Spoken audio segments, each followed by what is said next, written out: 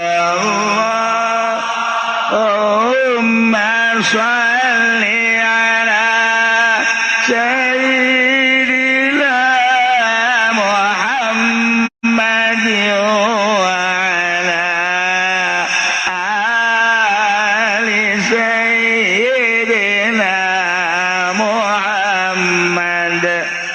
Tuh di luhur gunung ayah Syekh Abdus Salam Ibnu Misis, guru daripada Syekh Hasan Imam Hasan Asyadzili, pendiri Thariqah Syadziliyah. Eta di luhur gunung, tapi di jugjug ku jalema. Makamna datang ka ayeuna di jugjug di ziarahan.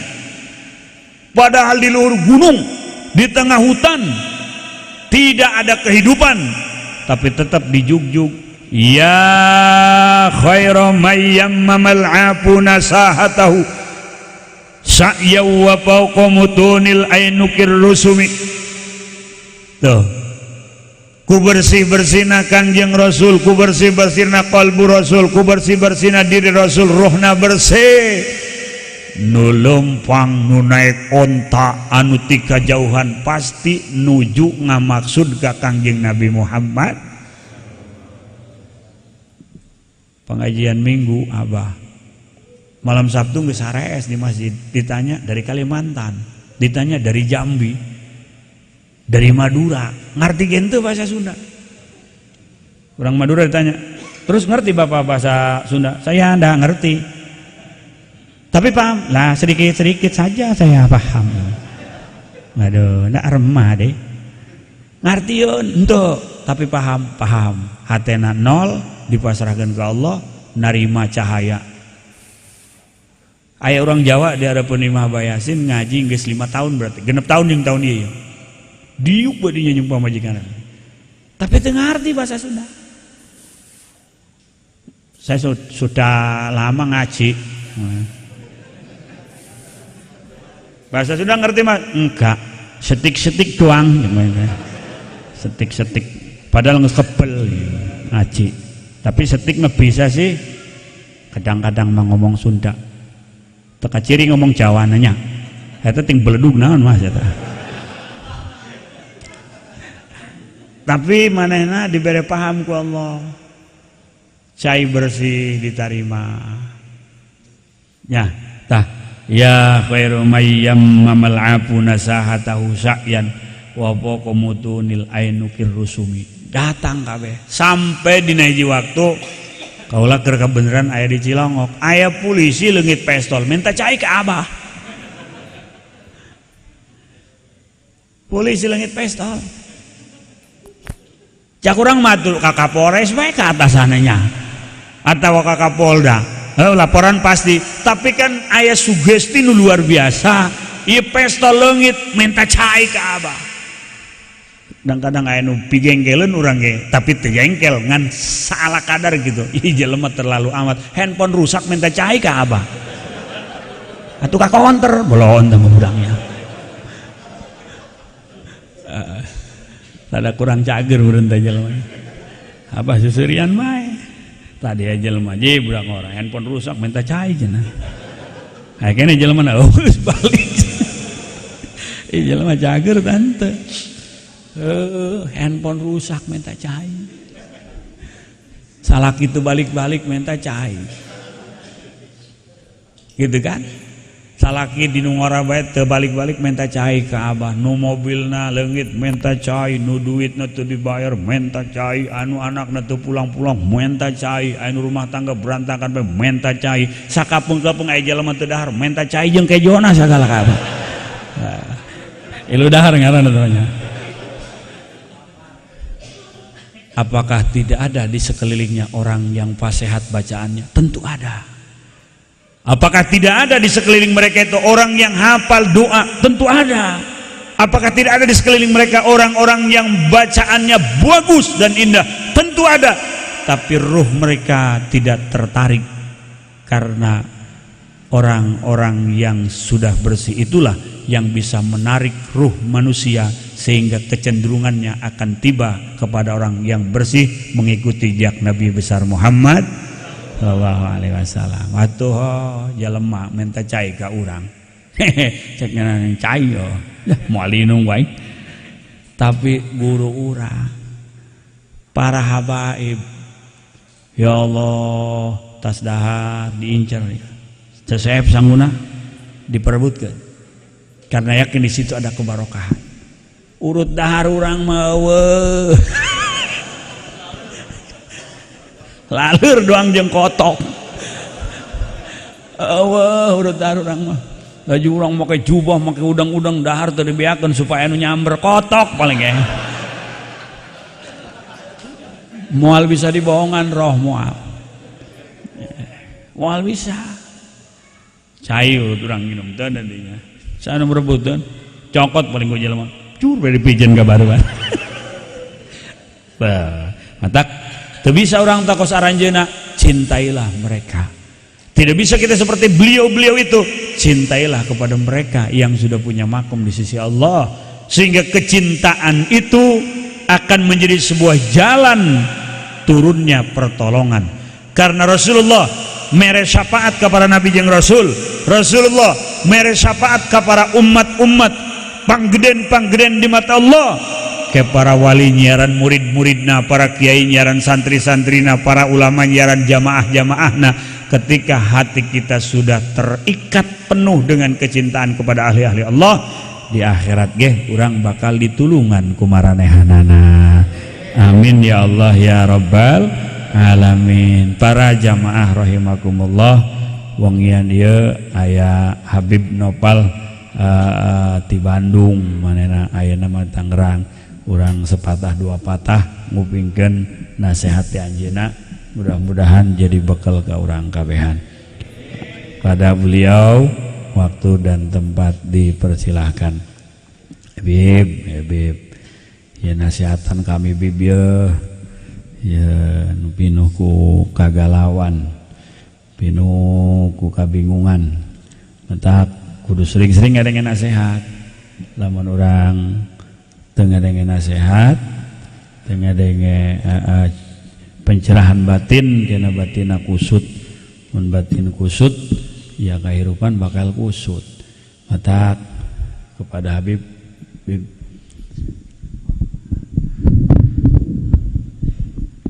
walau kalimatan Bib.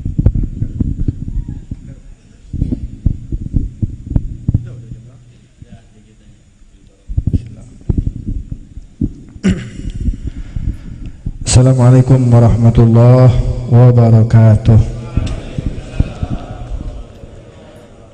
Alhamdulillah ala hadhihi ni'mah walhamdulillah ala kulli ni'mah, wassalatu wassalam ala sayyidina wa maulana Muhammad syafi'il ummah wa ala ali thayyibin at-tahirin min abna'i Fatimah. Kita doakan orang tua kita, guru-guru kita, terus para habaib yang ada pada malam ini, semoga mereka panjang umur, sehat walafiat. Para asatid, para ustadz, para santri, para jamaah, terkhusus guru besar kita Al-Ustadz Kiai Haji Fudoli, semoga beliau panjang umur, sehat walafiat. Saya datang ke sini hanya menghadiri, bukan untuk memberikan nasihat, tapi karena beliau meminta, ya kita imtisal amamirih, ikut perintah saja. 5 menit, 10 menit, 20 menit. Oke. Kalau 5 menit berarti sudah berarti. Menambahkan saja, alangkah beruntungnya orang-orang yang hadir dalam majelis ilmu. Tadi kita dengarkan pembahasan yang cukup jelas tentang bagaimana cara haji yang benar, umroh yang benar, sa'i yang benar. Dan semuanya itu harus dilandasi dengan ilmu. Bukan hanya dengar saja. Kalau dengar saja, ya anak kecil juga bisa. Tapi di sini yang perlu kita pahami, orang-orang seperti kita, kiai bukan, ustadz bukan, orang alim bukan, ulama bukan, wali bukan, orang biasa. Yang ingin memperbaiki keadaan kita menjadi baik. Baca Quran jarang. WhatsApp apalagi. Sering banget. Status-status diupdate setiap hari, setiap saat. Artinya di tangan kita ini yang kita pegang bukan kitab, bukan Quran, tapi handphone dan lain sebagainya. Apa ini yang mesti kita banggakan di hadapan Nabi Muhammad SAW? Umur kita nambah terus, amaliyah kita makin berkurang. Sholat malam kita jarang, sholat duha apalagi. Di jalan kena macet. Mau bangga apa? Tidak ada cara lain. Jalan yang terbaik adalah menghadiri majelis ilmu. Hudur majelis ilm afdal min salati alfi rakaah, kata Nabi, bukan kata saya. Ente orang semuanya duduk di sini menghadiri, paham tidak paham, ngantuk nggak ngantuk, semuanya duduk saja. Dengerin, apalagi paham ya. Nggak paham duduk saja, itu lebih utama daripada Anda sholat 1000 rakaat setiap hari. Ba'diyah gobliyah tinggal, gobliyah subuh nggak sempat, nggak keburu. Setidaknya kita menghadiri majelis ilmu sudah mendapatkan fadail syama'il. Tujuannya apa?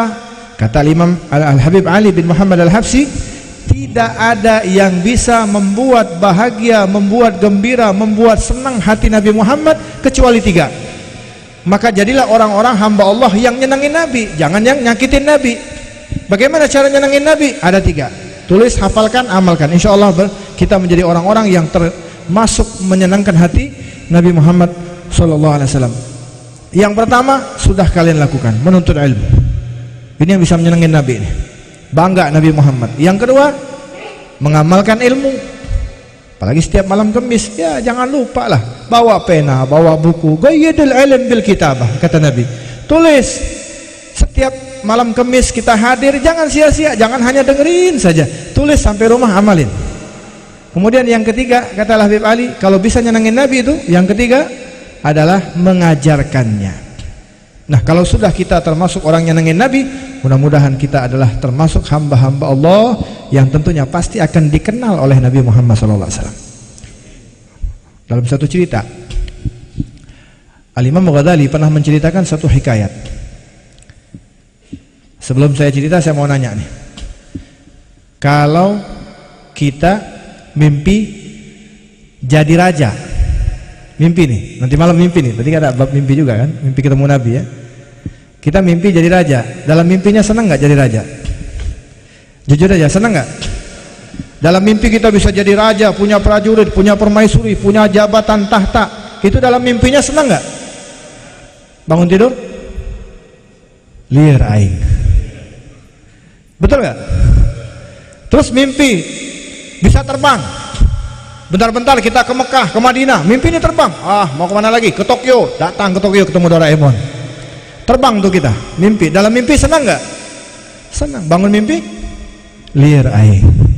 Artinya semua mimpi itu enak pada saatnya. Tapi ketika kita bangun kagak enak. Hanya mimpi. Dapat uang 1 miliar, mimpi. Tapi ada satu mimpi ketika kita bangun bahagia, senang, bahkan sampai nanti hari kiamat senangnya itu ada. Apa? Mimpi ketemu Nabi Muhammad SAW. Nah, Imam Ghazali menceritakan ada seorang pemuda.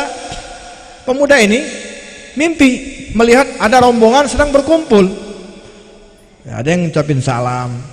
Kemudian dideketin sama pemuda ini. Ada siapa di sana? Oh, itu ada Rasulullah. Dalam mimpi nih, ada Rasulullah, Nabi Muhammad, Nabi kita, ya, lagi berkumpul dalam satu majelis. Maka orang anak muda ini, dia masuk, dia pinggirkan orang, dia masuk, dia ingin ketemu Nabi. Setelah sampai berjumpa dengan Nabi, dia melihat Nabi, dia memandang wajah yang mulia Nabi Muhammad SAW. Semoga kita bisa memandang wajah Nabi Muhammad SAW. Celaka sampai 3 kali, celaka. Siapa, kata Siti Aisyah, siapa Rasulullah, hamba yang paling celaka? Mereka yang tidak bisa melihat wajahku nanti di hari kiamat adalah mereka yang paling celaka. Mudah-mudahan kita dijauhkan dari itu, amin. Pemuda ini langsung memandang wajah Nabi dengan senangnya, dengan semangatnya, ngucapin assalamu alayka ya Rasulullah. Kata dia, assalamu alayka ya Rasulullah. Sama tadi kita baca Qasidul Burdah dan lain sebagainya, kita ngucapin salam sama Nabi. Ini pemuda ini ngucapin salam, tapi nggak dijawab salam sama Nabi. Kira-kira enak nggak kalau kita ngucapin salam nggak dijawab salam? Enak nggak? Apalagi ngucapin salam sama Nabi nggak dijawab sama Nabi. Kira-kira enak nggak? Itu mimpi yang paling buruk di dunia maupun akhirat itu. Diulang lagi sama pemuda ini, assalamu alayka ya Rasulullah. Nggak dijawab sama Nabi. Uskut, Nabi diam. Assalam diulang sampai berkali-kali, sampai 3 kali diulang. Maka Nabi tidak menjawab sama sekali. Maka pemuda ini mengatakan, ya Rasulullah, aku daripada umatmu, ngucapin salam, kenapa tidak engkau jawab? Apa jawaban Nabi? Simple, Anda siapa? Aku tidak kenal kepada Anda. Padahal umatnya. Terbangun dari tidur, itulah mimpi yang paling terjelek. Mimpi yang paling tidak enak, ngucapin salam nggak dijawab sama Nabi. Pertanyaannya, salam kita sama Nabi dijawab nggak sama Nabi Muhammad? Tahu dari mana kita? Apakah kita termasuk orang-orang yang selalu ngucapin salam dijawab sama Nabi? Seperti Al-Imam Ali Khalaq Ghasam, seorang ulama besar. Perhatikan namanya, Al-Imam Ali Khalaq Ghasam. Beliau itu kalau sholat, ketika ngucapin tahiyat, Assalamu alayka ayuhan nabiyyu wa rahmatullahi wa barakatuh, langsung dijawab sama Nabi, wa alaikassalam ya syekh. Dan itu suaranya bukan hanya dia yang dengar, semua orang yang jadi makmum ikut sholat sama dia dengar langsung suara Nabi Muhammad SAW. Sampai-sampai orang-orang sengaja datang ingin sholat di belakang Al-Imam Ali Khalaq Ghasam. Agar apa? Agar supaya mendengar langsung suara Nabi Muhammad SAW. Seorang yang punya magam yang tinggi, ketika dia ngucapin salam dalam sholat, Assalamu alayka ayuhan nabi wa rahmatullahi wa barakatuh, langsung dijawab, wa alaikassalam ya syekh. Kalau kita, Assalamu alayka ayuhan nabi wa rahmatullahi wa barakatuh, kita yang kita ingat hutang, bayar hutang, kredit. Gimana mau ingat, mau ngucapin salam sama Nabi? Ini pemuda bangun dari tidur nangis, ya Allah, ada apa? Kenapa Nabi tidak kenal kepada saya? Saat itu banyak para ulama yang hidup di zaman itu, mereka bertanya. Jawaban simpel para ulama, jangan-jangan Anda ini orang-orang yang jarang bersolawat kepada Nabi Muhammad SAW. Coba introspeksi diri. Berapa kali kita bersolawat kepada Nabi? Makin jarang kita solawat, makin jarang itu nama kita disebut di hadapan Nabi Muhammad SAW. Maka dia pun menyadari, saya ini orang yang anti solawat. Maulid dibilang bid'ah. Nah, mereka yang anti solawat ini nanti di hari kiamat tidak akan dijawab salam sama Nabi Muhammad SAW. Na'udzubillah summa na'udzubillah dzalik. Maka sebentar lagi akan masuk Maulid, malam besok sudah malam tanggal 1. Ayo gembira, kita sambut dengan tola al-badru alaina. Insyaallah kita termasuk orang-orang yang ketika ngucapin Assalamu alayka ayuhan nabi dijawab langsung sama Nabi Muhammad SAW. Amin ya rabbal. Ini saja, akhirul kalam, wabillahi taufiq wal hidayah. Assalamualaikum warahmatullahi wabarakatuh. Syukran. Ya khaira man yammama al-afu nasahatahu sa'yan wa fawqa mutunil ainukir sumi maula liwasallim daiman ala habibika khairil khalqi kullihim ya Rabb Mustafa balligh sidana waghfir ma madha ya wasi'al karami. Khususan Syekh Bu Sihri Al-Fatihah. Bismillahirrahmanirrahim. Alhamdulillahirabbil alamin arrahmanir rahim maliki yaumiddin. Iyyaka na'budu wa iyyaka nasta'in ihdinas siratal mustaqim siratal ladzina an'amta 'alaihim ghairil maghdubi 'alaihim waladdallin. Amin amin ya Allah ya rabbal alamin. Allahumma ihdinas siratal mustaqim. Allahumma ihdinas siratal mustaqim. Allahumma ihdinas siratal mustaqim siratal ladzina an'amta 'alaihim minan nabiyyin was-siddiqin wasyuhada was-salihin wa hasuna ulaika rafiqa. Dzalikal fadlu minallahi wa kafa billahi 'alima. Wa shalli wa sallim ala jami'il anbiya'i wal mursalin walhamdulillahi rabbil alamin.